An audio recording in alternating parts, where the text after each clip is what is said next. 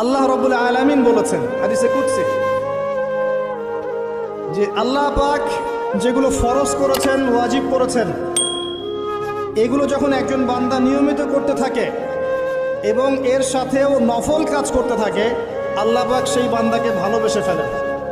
যখন আল্লাহ পাক কাউকে ভালোবাসেন তখন জিবরাইল আলাইহিস সালামকে ডেকে নিয়ে আসেন। ডেকে নিয়ে এসে বলেন যে পৃথিবীতে অমুকের পুত্র অমুক, তাকে আমি ভালোবাসি, হে জিবরাইল তুমিও তাকে ভালোবাসো। এরপর জিবরাইল আলাইহিস সালাম তাকে ভালোবাসতে থাকেন এবং অন্যান্য মালায়েকাদেরকে ডেকে জিবরাইল আলাইহিস সালাম বলেন, আল্লাহ অমুককে ভালোবাসেন, আমিও তাকে ভালোবাসি, তোমরা সবাই তাকে ভালোবাসো। এরপর সমস্ত ফেরেশতারা তাকে ভালোবাসতে শুরু করে। এরপর ফেরেশতা মণ্ডলী পৃথিবীতে আসেন, এসে দুনিয়াবাসীকে উদ্দেশ্য করে বলেন যে অমুকের পুত্র অমুককে আল্লাহ ভালোবাসেন।